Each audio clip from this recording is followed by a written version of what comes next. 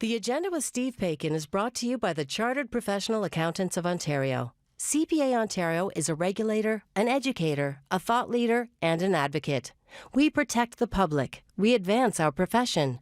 We guide our CPAs. We are CPA Ontario. And by viewers like you. Thank you. To go or not to go? That is the question Ontarians who normally head south for the winter are asking this year.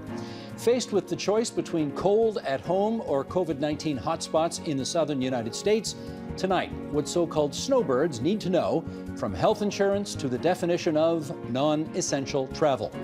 Then we'll hear from a former U.S. Consul General about why he sees good things on the horizon for the Great Lakes states and provinces in the pending Biden administration. It's Thursday, November 19th, and that's next on the agenda.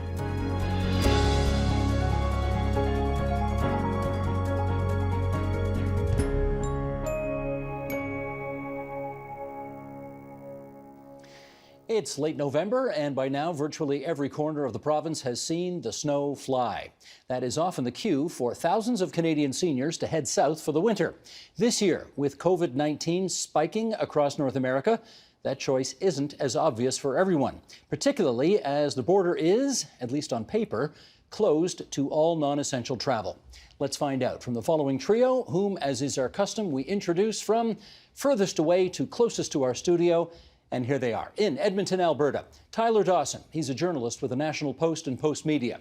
And here in Ontario's capital city, in the Theatre District, lawyer Scott Fairley. He is the first co-chair of the Constitutional Law Practice Group and partner in the Cross-Border Litigation Group at Cambridge, LLP.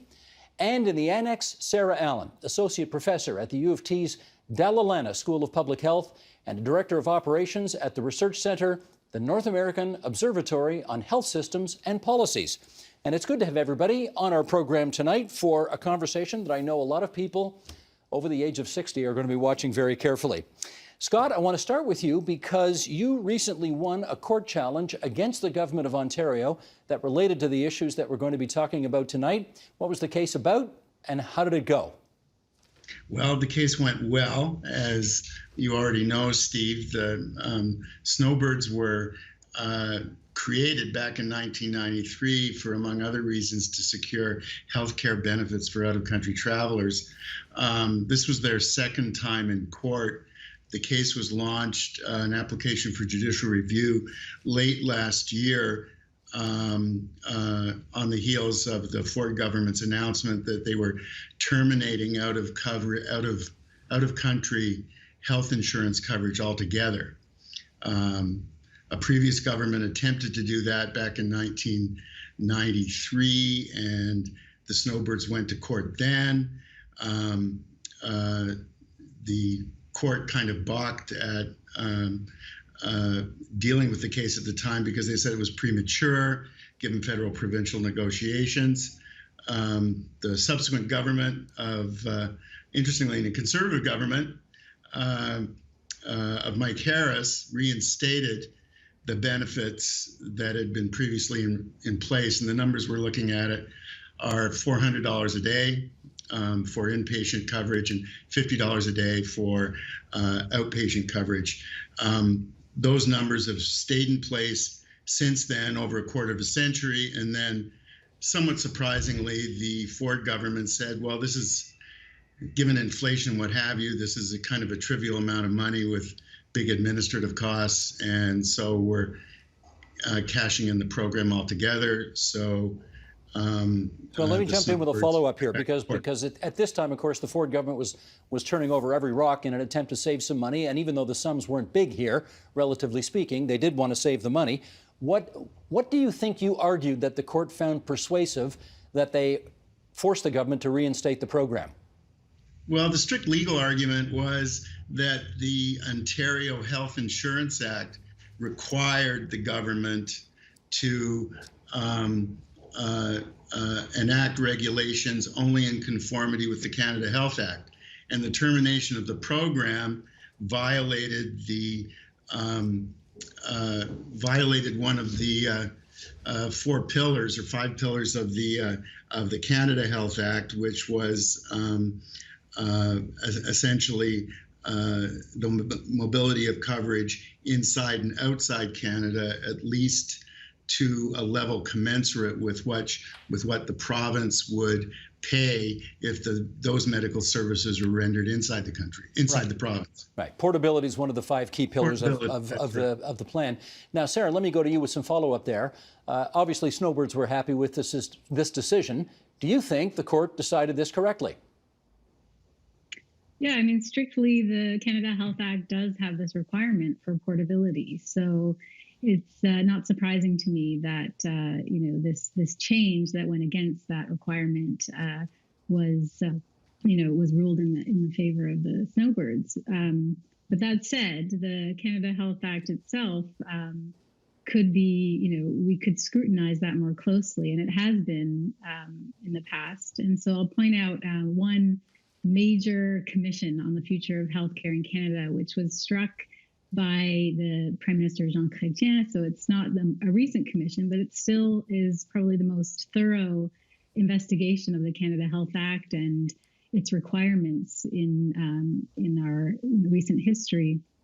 And this commission, they spent a year and a half consulting with the public, working with experts, commissioning reports. And they recommended in their final report in 2012 that this portability requirement was fundamentally important for Canadians to be able to travel across the country. So, Canadians' right to work and to travel within Canada and to be protected with in the event of illness needs to be maintained. But they argued that this requirement for health coverage to extend beyond the borders was really questioned in this report. This was based on a review done by Professor Colleen Flood at the University of Ottawa, who's a legal scholar, and she was arguing that this notion of a social program following you when you leave Canada is unusual. We don't expect things like, our education programs to follow us if we travel and spend a few months elsewhere, that we would be entitled to go to school and be reimbursed for any costs. So it's unusual to expect that type of coverage to follow you outside of Canada. And so this was really questioned, whether this component of the Canada Health Act was really good policy in the sense of, we have finite health resources. Should it be covering some of the costs of healthcare incurred outside of Canada, or would it be better spent on improving the quality of care in Canada? And just to be clear, this was the Royal Commission established under former Saskatchewan Premier Roy Romano's tenure. It became known as the Romano Commission. He's the guy who led that whole procedure. And okay, Tyler, I guess I need you to break the tie here. We have a court case that says the Snowbirds deserve coverage even if they go south and leave Canada. You've got Sarah saying basically, if they want to go to school in the States, or if their kids go to school in the States, they don't get coverage down there. Why should we cover their health care when they leave the province? Where do you come down on this?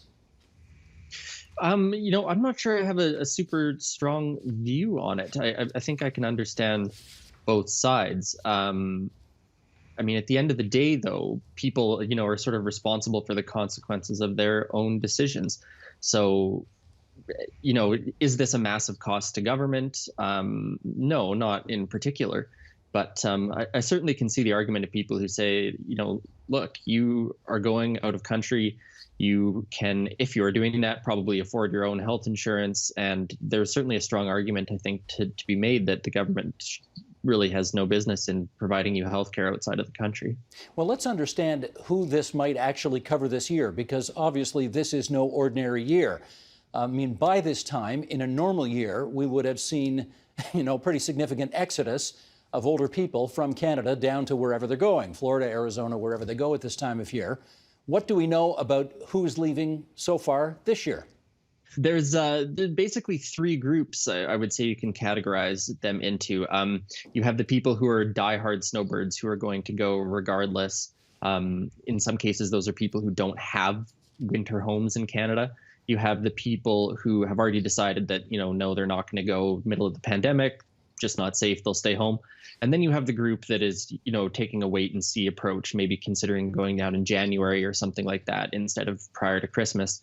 I think for those people, probably they're looking at the state of affairs and thinking it's less and less likely that they're going to be able to head down south this winter.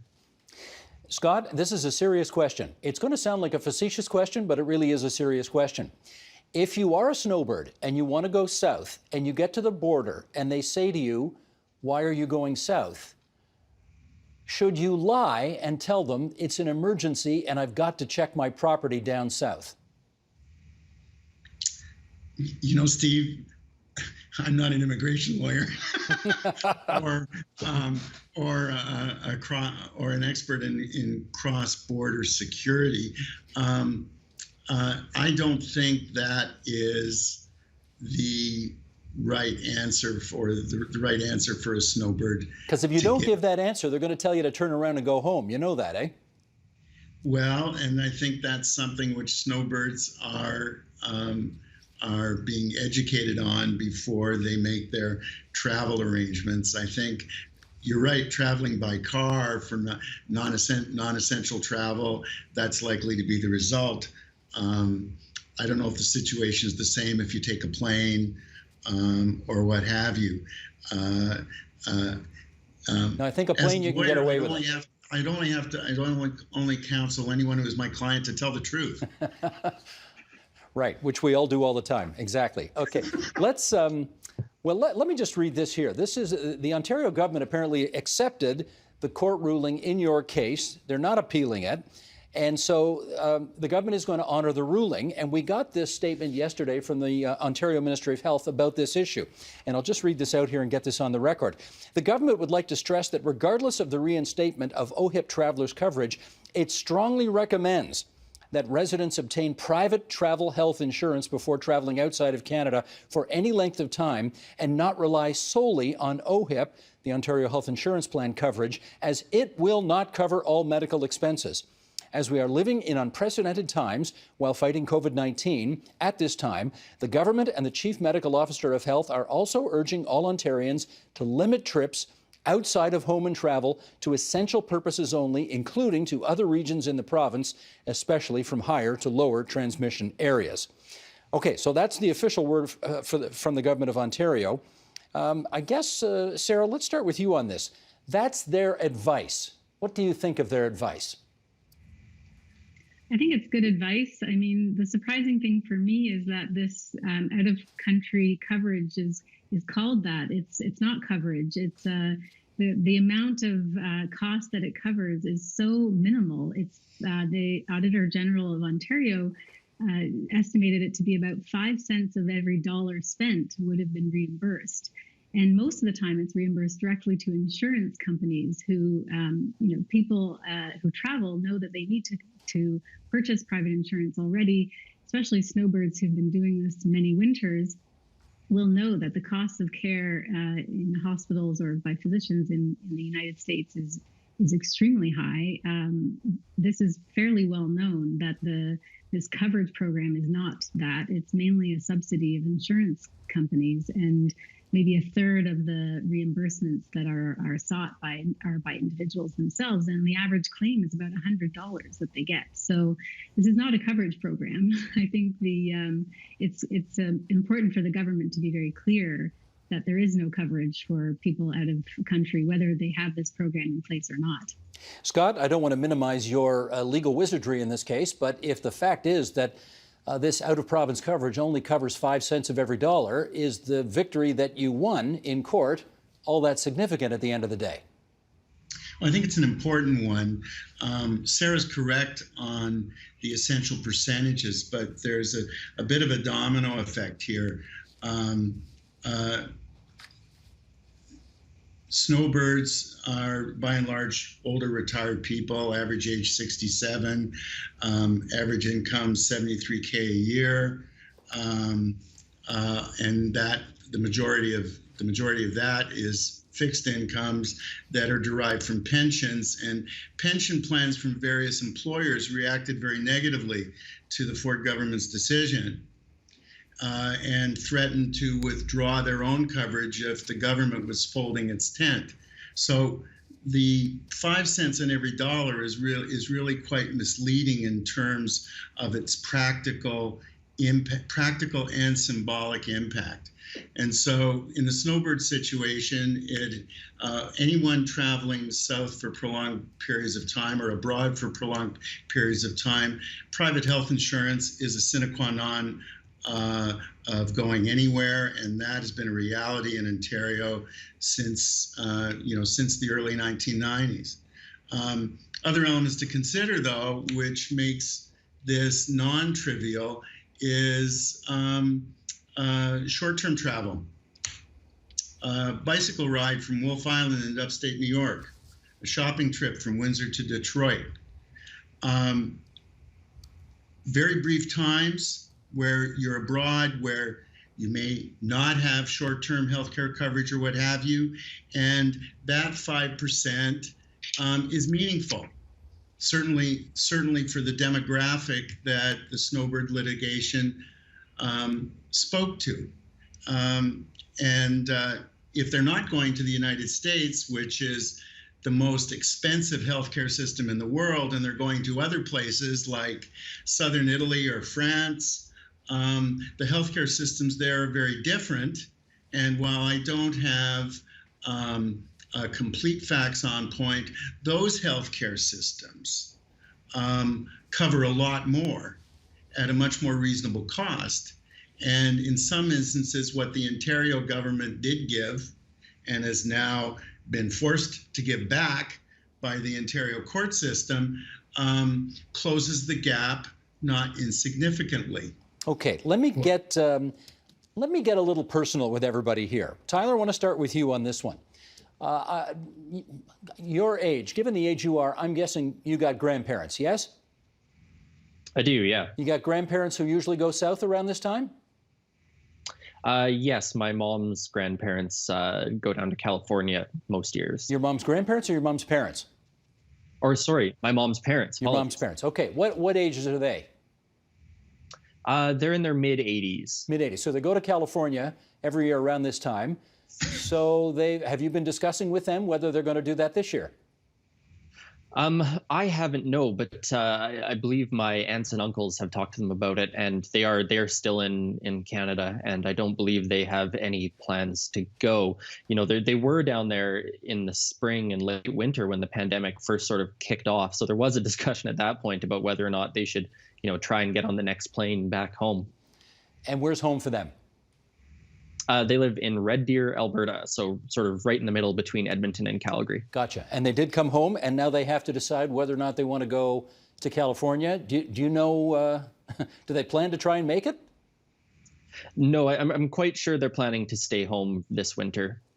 They're going to spend the whole winter in Red Deer. Bet they're looking forward to that. I can confirm they are not looking forward to that. Now, what ultimately was the deciding factor for them not to go?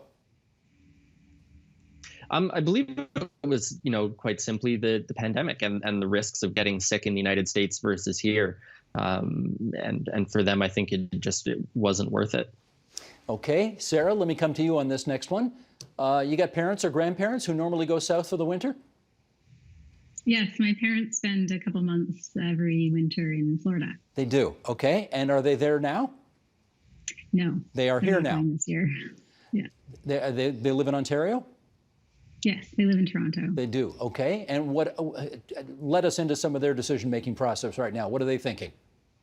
Yeah, they're thinking that it's a pandemic, that the United States does not have this pandemic under control as much as we do have in Canada. Things are getting worse and not better, and hospitals are going to become overrun. The risk of flying is much greater than it has ever been. They're not willing to take any of those risks. The discussion has not involved at all this notion of out-of-country coverage. It's exclusively the pandemic that is driving this decision. Understood. What age range roughly are your parents in? Nearly 70. Okay. How do I put this? It's not like if you stay in Canada, there's zero risk, right? I mean, there is the risk of COVID here. There's also the risk of, needless to say, slipping on ice or something like that through the winters here. So how have they, they've had to balance, I guess, weigh differing risks. Do you know for sure they're not going to go down there at all? Yeah, well, they ask me for advice, and I usually will, I usually balance these sort of trade-offs between, well-being and sunshine with the risk and the costs. And so my advice was not to go. It's the health system that we know and trust is here in Toronto.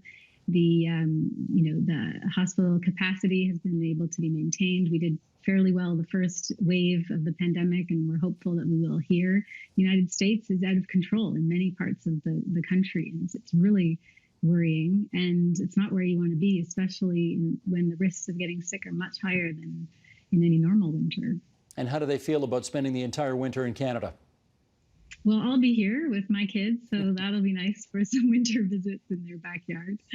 So that'll make it a little bit easier. Do you think the joy of spending all that time with their daughter and grandchildren outweighs the misery of the weather that's coming? I would say yes. Okay, let's hope you're right. Good enough. Scott, let me ask you the same question. Either your family, you, any relatives, do you know what the situation is regarding going south? I have one mother-in-law. She's not. I have never been a snowbird. I am snowbound and enjoy that because I'm an enthusiastic skier. So the border issues or the blockade of the border hasn't been a major concern for me. How old's your mother-in-law? She is in her 80s. In her 80s. Is she going to be mad that you just confessed that to our television audience? She could be, but you're willing to live with the risk. Not be specific. Yeah, okay, good. And she's very healthy and youthful, and doesn't betray her age in any respect. She's got at least a couple of decades credit on that score. Okay, you're back in the good books now. Tell me this: would she normally go south for the winter? That has not been her pattern, except for designated trips, like 2 or 3 weeks on a tour or something like that. But for the longest time, she did have, with her late husband, a timeshare in South Carolina. And so they would do that. But again, it was only, a couple of weeks in a given year. Gotcha. Tyler, I wonder if you could, again, we're talking about weighing various risks, the risk of going versus the risk of staying. And, I can imagine some people are sitting there saying, well, if I'm going to be staying indoors in Canada all winter, or I'm basically going to be on my own and minding my own business in South Florida all winter, what's wrong with going down and just spending the time in Florida? What's the answer to that? Well, I don't think there is anything wrong with it necessarily. I mean, my concern would be the pattern that you do see some years where people go down for a couple months and then come back for Christmas and then go back down for a couple months and then maybe come back for spring break or family day or something like that. So, the transmission rates right now from travelers to the Canadian population seems to be very, very low. But if you do have people coming back and forth, that is where I think there is a little bit more of a public health risk and, also maybe more of a moral hazard. So if people want to go and stay, I mean, they're only really putting themselves at risk. People coming back and forth is maybe a different situation, I would say. Well, and indeed, Tyler, I guess if you go and then come back, you're supposed to, shelter in place for 2 weeks while you're back here. So that's something people may not want to do. And then again, going down, you're dealing with airports. The flights, they tell us, are safer than ever because they changed all the circulation systems on the airplanes now. So that's supposed to be fine. What do you know, relatively speaking, what the safety of traveling through airports would be for senior citizens right now? Well, I flew once to visit some friends in Ontario, actually, back in June, I guess it was, confessing that on national television. And, it felt actually quite safe, I would say. There were very few people in the airports. You got a little baggie with hand sanitizer and masks and whatnot. So, I don't think it's all that much riskier than anything else. But of course, if we refer back to the Minister of Health statement about trying to stay at home regardless and avoiding non-essential travel around the province, around cities within the country, in that sense, that maybe breaks the spirit of the guidance from public health officials. Well, let me put that to Sarah, because Tyler just hinted at it in his answer. Never mind the public health aspects of this, but is there an ethical angle to this story? Is there a morality about not traveling because, never mind for yourself, but ethically that's the smarter thing to do vis-a-vis the rest of the population here? What can you tell us on that?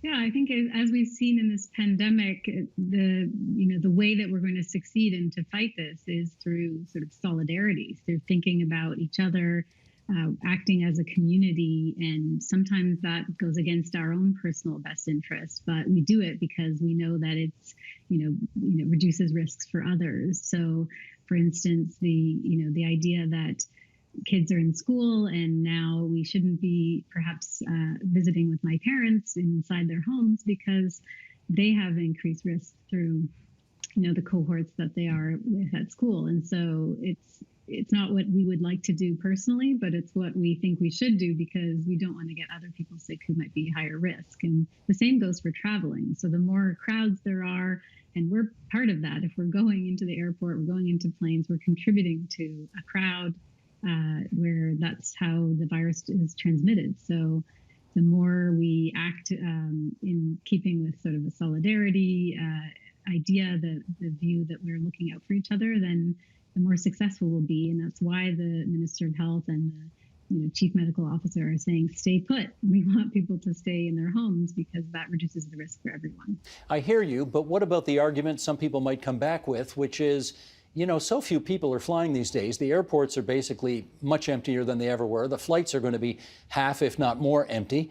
The risk that we're taking or the risk that we're imposing on the rest of society is actually probably historically low right now. What about that argument? Yeah, it depends how many people think that way, and then they won't be so quiet, and the crowds will increase. So I think we just have to make our own decision for where we're going to be best placed. Is it staying in Toronto in the winter and waiting until it's safer to be in another country, or is it to go and stay somewhere warm where you're not going to go out and socialize, but you can be in a warm place? I mean, these are decisions that everyone's going to have to make for themselves. Tyler, if you actually want someplace relatively warm and you need to stay in Canada, you got any advice for us? Yeah, there's a few spots in BC that people do historically go, and you're not going to be, sitting out on the beach, but you could maybe get out on the golf course here and there. Victoria on the Vancouver Island is a popular spot. Osoyoos is another one, sort of south of Kelowna, south of Penticton in the interior of BC. Those are both places that see, sort of in-country migration. And there was some chatter earlier this year about people modifying their plans and heading to a place like Osoyoos instead of down to Phoenix or down to California. So there are options. Pack a jacket nonetheless, but perhaps better than being in Red Deer or Toronto. So you're in Edmonton right now. What do you think about hanging out in Edmonton for the whole winter? I'm in the same boat as Scott. I'm a big skier, so it's snowing, and I cannot wait for the ski hills to be open and things like that. So I love winter. So I have no desire to go sit in Phoenix. Good for you. Okay, Scott, let me get you back in here and again get you to speak to this ethical angle here. As a lawyer, you would care about ethics and the law. Do you think there's an ethical argument to be made that nobody should be going south to the United States for the winter while the governments are urging us to kind of shelter in place and, nip this thing in the bud?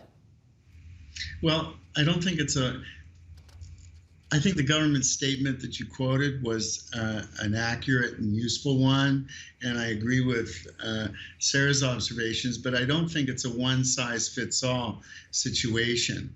And there's a number of Ontario residents who, for very valid health reasons, need to get themselves away from the harshness and hazards of a Canadian winter. And so for those people, there's little alternative. For those who are just seeking, like playing golf all through the winter, well, that's a different calculation. And I think everyone has to be their own judge of the moral hazard they're undertaking and how it might affect others they care about. And I think that will be reflected in the percentages as between this year and a normal year, and hopefully the normal years will return as to who goes south and who doesn't. And on that score, I think it's important to appreciate, given that the Snowbirds litigation was a bit of a catalyst for this panel, that litigation and the Snowbirds' position on out-of-country coverage is totally uncoupled from the extraordinary impact of COVID-19. There's no relationship between the two whatsoever. No, I take your point on that, but and in fact, with just a couple of minutes to go here, let me get Sarah to comment on this. Scott's quite right. There are people who will have legitimate reasons for going south. Maybe they have respiratory issues. They got to get out of the cold, whatever the reasons are. What if they go to the southern United States and if they contract COVID-19, what complications does that present for them then?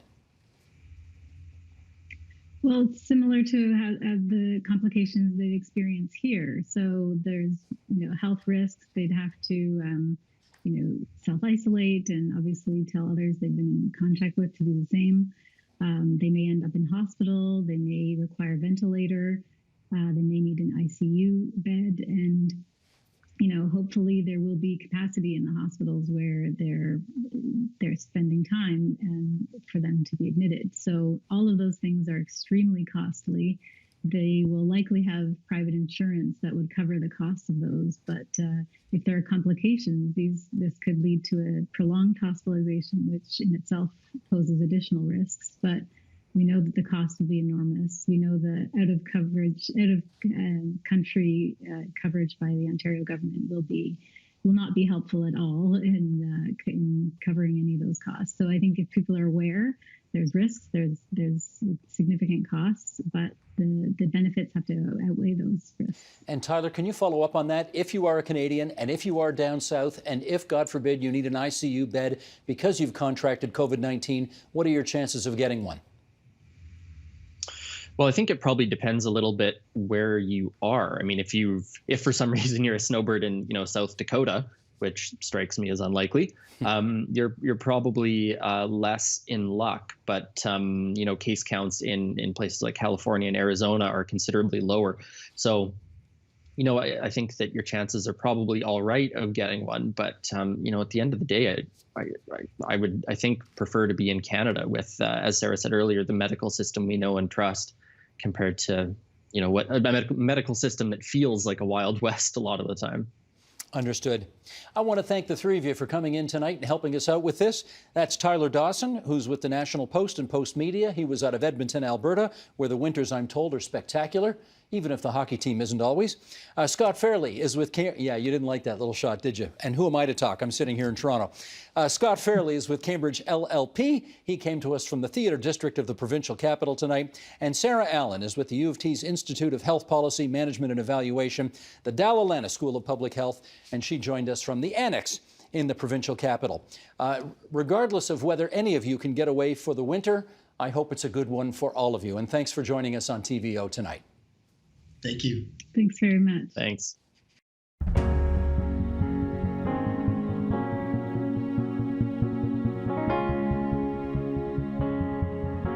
For the first time ever, the longest undefended border in the world is ostensibly closed. That's, of course, because of COVID-19. But the last few years have seen other disruptions in the relationship between the U.S. and Canada. And for Great Lakes provinces and states, that's not generally the preferred state of affairs. With us to reflect on that and what we need to consider as a new American president prepares for office, let's welcome Juan Alsace. He was U.S. Consul General in Toronto under both Presidents Obama and Trump. He's currently a consultant at Strategy Corp, and he joins us now from Milwaukee, Wisconsin, where the signal is a little rough, unfortunately, Mr. Former Consul General, but we will make do the best we can, and we look forward to a stimulating conversation. How are you doing tonight? Great. Thanks very much for having me, Steve. I really appreciate the opportunity to speak with you. Not at all. Before we dive into the issues here, we should just, I think, get a little background about you on the record here, because you lived in Canada once upon a time, did you not? I did. Actually, I was in the seminary in Niagara Falls, Ontario, studying for the priesthood when I was a teenager. So I have a long history with Canada, a lot of good friends who, I still maintain contact with from high school days. When you saw what happened to the Canadian-American relationship over the last few years, did you have second thoughts about getting out of the seminary?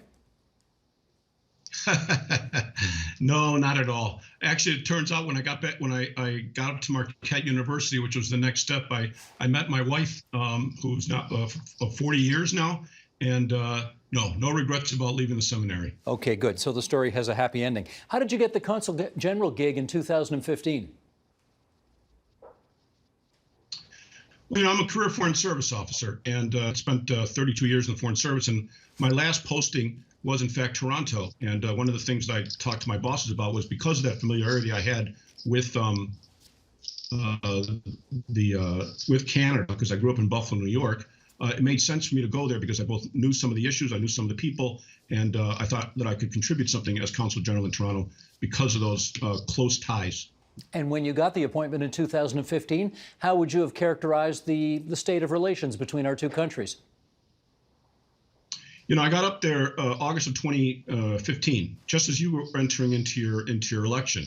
And I remember being somewhat bemused by the fact that you were saying that, or Canadians were concerned that this was a 10-week election. Were we to have that here, where our electoral cycle never ends?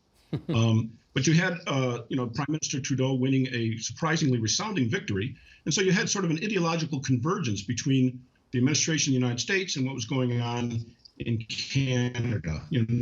The Prime Minister was down in the White House very shortly after the election. You had a bit of a bromance, and so you saw that there was issues that we could work on together, certainly at the national level, because you were talking about TPP, Iran, discussions about trade.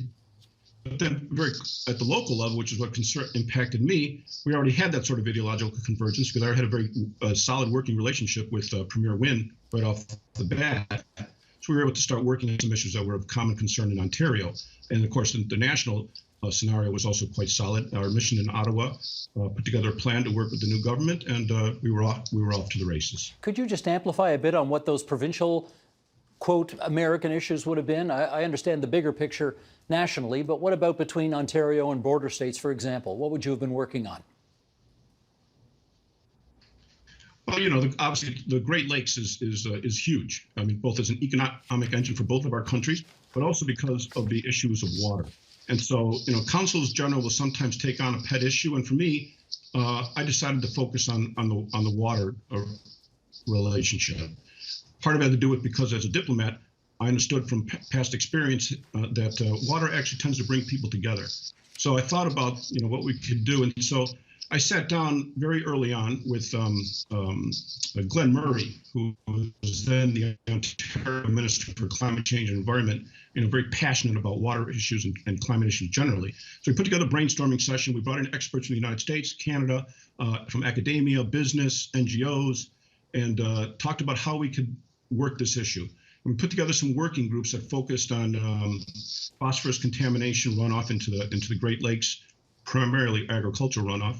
But also, we also talked to a certain extent about road salt contamination and how we could get contractors to put less road salt on our roads, still maintain public safety, but reduce that amount, which is actually be 30% less of what you would normally do or what they were putting on. And then issues like bringing, and this was particularly important to me, bringing youth into the equation, because you had 17-year-olds bringing technological solutions that could be monetized and commercialized to address some of these issues. So water was a big deal. We also focused on education. Surprisingly, few Americans come up to Canada for at the university level. So we worked on issues like that. And then, of course, there was the trade issues. And some of it was not always positive. I sat down many times with Ed Clark, who was then Premier Wynn's point man on wine, to talk about American concerns about access to Ontario wine stores. We talked a little bit about issues like the Gordie Howe Bridge, and that was hopefully now been settled. But then those are the sort of issues that we talked about at the local level, and then also generally the trade issues. We had a lot of governors come up from the U.S. To lead trade delegations, talking about U.S. investment in Canada job creation. So those are some of the issues that we talked about. That's a very exhaustive list. And I well remember we had Steve Beshear from Kentucky in this studio talking to him about some of the issues of mutual interest. Okay, but I guess a little under a year and a half into your time on the job, the administration changed. Donald Trump became the president of the United States, and he, at least for us anyway, quite famously did not continue the tradition of making Canada the first foreign trip for an American president, which has been the case for a very, very, very long time. What signal do you think that sent to Canada that President Trump declined to make Canada his first stop? Well, the Trump administration had focus elsewhere. But honestly, the idea that it took 7 months to name an ambassador to Canada after the Trump administration came in, I think was a significant signal about where the relationship was and the importance of Canada in at least the Trump administration's eyes. And then you had, obviously, Steve, a very contentious relationship between the president and the prime minister. At the G7 summit in Charlevoix, you had the whole issue of steel tariffs come up just before that meeting. And I know that Canadians, the idea that steel tariffs was a national security threat, Canada was a national security threat to the United States, was laughable and offensive to some of our Canadian friends.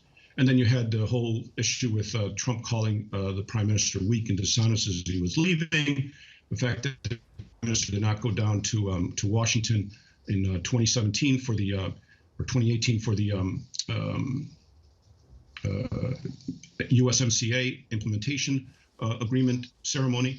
All those things pointed to the fact that there was, in fact, the relationship was not as close as it had been in the past.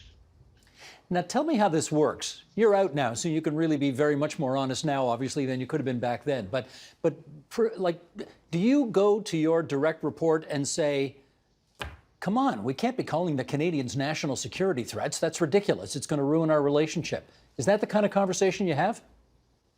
Well, certainly, we had an ambassador in Canada who had been appointed by the president. I've had conversations like that in other posts around the world. When I was Consul General in Barcelona, when an ambassador said things that might have been offensive to Catalans. So yes, you sit there and you discuss this with your superiors, and you say to the ambassador or whoever, this is not the best language. Now remember, of course, much of this occurred, after I departed. I departed post in August of or July of 2018. So some of the things that we're talking about happened after my departure. But even in that year and a half that I was there, yeah, we had frank discussions with our colleagues and said up in Ottawa and said, these things could be problematic in not just Canada, but obviously here in Ontario as well. I love the diplomatic expression, full and frank conversations. Could you give us a little more hints about what those full and frank conversations were like? Was profanity used? Anybody yell at anybody? How does it actually work? I think that, again, I was not in Ottawa when these conversations were taking place between the president and the prime minister, or even between the ambassador and her counterparts. Fortunately, in the world of diplomacy, you don't, go down to that level where you're talking to people in a derogatory manner. You do have, again, as you pointed out, frank discussions, and sometimes these lead to public spats. But generally speaking, diplomats try to keep that under control. Okay, let's look ahead to what we presume will be the Biden era starting in January of next year. The court system will do what it does as it considers the complaints of the presumably outgoing Trump administration. But in the meantime, let's get a better understanding of what you see going forward. We have, of course, the longest undefended border in the world. We always like to pride ourselves on the fact that we haven't had a shot fired in anger at our two sides for more than 200 years. But what do you think it will take to get that border normalized again and open for passenger traffic? Well, a couple of things. First of all, as you rightfully point out, we have had a long history of friendship together. It was interesting. I on my Facebook page, I saw somebody send something to me that just as we were going through our electoral period last week, they said, we are naming Canadians, an emotional support Canadian for every American if you want one. Because they understood that we were going through a very traumatic period here, and that the election was in fact very divisive. So I think that Canadians are by nature sympathetic to what's going on in the United States, and consider them as your headline, our American cousins. So I think that sort of situation can be resolved relatively quickly because we have common values, we share common goals, common interests around the world. So I'm suspecting that because of the nature of the relationship that is so integrated on the economy, we haven't talked about the USMCA, we haven't talked about NAFTA, but all those issues are important to Canadians and Americans alike because the auto industry, which is critical in Ontario and Michigan, we want to be able to see that relationship continue to flourish and grow. You're going to have probably the most important thing that's going to happen right now is how do we deal with the pandemic response? We have seen the Trump administration not do what scientists and experts have suggested we do in terms of mask wearing and other kinds of things, right? You saw that throughout the entire summer and going into the fall. The president-elect and his team, he's already named a COVID response team that is going to put science back in the saddle here, right? So once you've got the pandemic under control, then you can start thinking about opening the border. And it's critical that you open the border because you've got this relationship. It's $2 billion a day, U.S., that goes back and forth between the United States and goods and services, $380 billion a year between Canada and the United States, or Ontario and the United States. And that's jobs, that's tourism, that's everything you can name. And some of the issues that we talked about in terms of water, example. All these things are critical, but you got to get the pandemic response under control first, and then you can deal with these other issues. And I think that, again, our Canadian friends, and I'm in touch regularly with Canadians, both former colleagues and also friends, as I said, dating all the way back from high school, all the way to people I met when I was in Toronto. And all of them are sympathetic to the view that this relationship is strong. It's been under a lot of pressure, but it can be restored to normalcy. I mean, there will be issues. We will continue to talk about issues like softwood lumber, the dairy industries, but these are the normal disagreements between friends. And I think that we can reestablish that and just talk about these things without the sort of the language and the rancor that characterized the Trump administration's relationship with Canada. Well, let me pursue that a little more with you, because as strange as it sounds, most Canadians, when you survey them, would vote for the Democratic Party in any presidential contest. That was certainly the case in this last election. However, Canadians tend to do better economically when Republicans are in charge. Now, mind you, not this past Republican, because Trump was not a classic Republican. And I wonder whether or not Canadians ought to be alarmed at some of the things they're hearing under Joe Biden already. For example, he's certainly talking about a Buy America First policy, which is, not necessarily what if you're running a manufacturing business in Ontario you want to hear. So what should we be concerned about on that front? Certainly, Democrats and the Democratic Party, and therefore President-elect Biden, are not as in favor as Republicans have been in the past, or at least in the recent past, in terms of free trade agreements and these types of things, because of concerns about, and Biden is going to have to got a significant number of his votes from labor unions, so he has to respond to that. All that said, it's a two-way street. We are concerned about, protectionist tendencies in some issues in Canada. I mentioned dairy, I mentioned softwood lumber, I mentioned a couple of other things as well. So it's a two-way street that we need to, but the important thing, Steve, is that we can sit down and discuss this as adults now and have a serious conversation about how to do this. And going back to Ontario, I know that Premier Ford, who is not ideologically on the same page as the Biden administration, he's made significant efforts to put together a strategic plan that would focus on trade with U.S. states, in particular on issues of procurement. And so he's put that forward, and he's done a good job, as I understand it, from friends on the pandemic response. So we can work together on that. So I think there's a lot of areas that we can work together, which is what the relationship has normally been like over the years. And without the rancor and the silliness that you have seen sometimes from the Trump administration. Mm-hmm. Well, here's an interesting little wrinkle here in the relationship between the president-elect and the current Prime Minister of Canada, and that is Justin is not Joe's first Trudeau. Can you talk about the fact that Joe Biden has had dealings with Pierre Trudeau in the past? Yeah, and before we got to that, obviously, just as I was close to my departure, I mean, 2016, after the surprise election of November of 2016, Prime Minister Trudeau hosted the Vice President in Ottawa in December 2016 as a farewell. So they already have that relationship. But the thing that you point out to is very important as well. And again, reflects on the nature of the family relationship between the United States and Canada. Pierre Trudeau, as we all know, the very sad story of the death of President-elect Biden's first wife and his two daughters. And Pierre Trudeau called him to offer his condolences. And that's the kind of thing that Joe Biden doesn't forget, right? Because he's a very people person. So I think on that grounds alone, you're going to see a change in the relationship because there's that family tie that you see between us.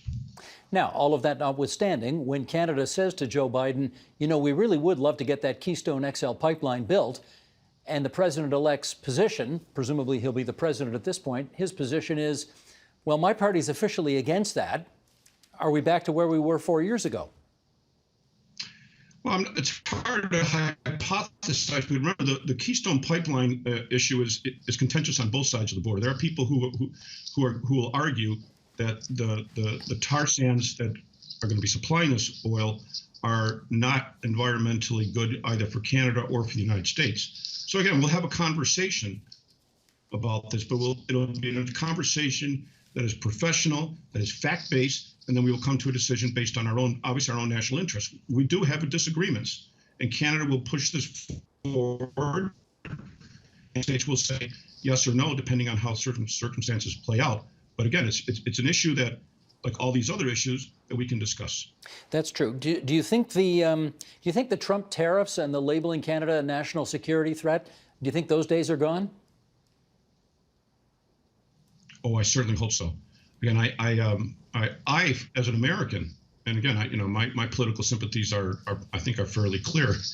I was offended by the idea that the country that to me had been a neighbor. I went to high school there. I lived in Buffalo, New York. I crossed the Peace Bridge I don't know how many countless times.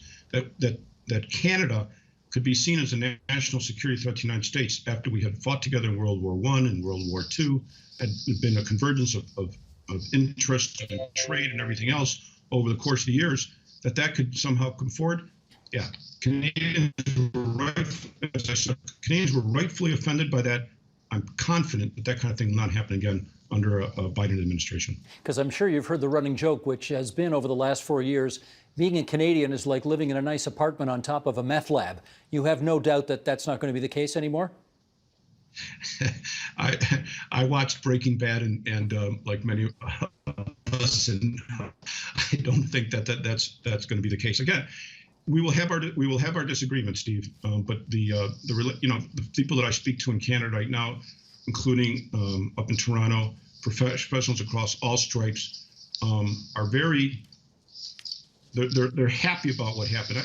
Going back to 2016, I remember that our council had hosted an election party the evening of 2016. We had 400 guests come through that night, including the Premier Wynne, Mayor Tory, others as well.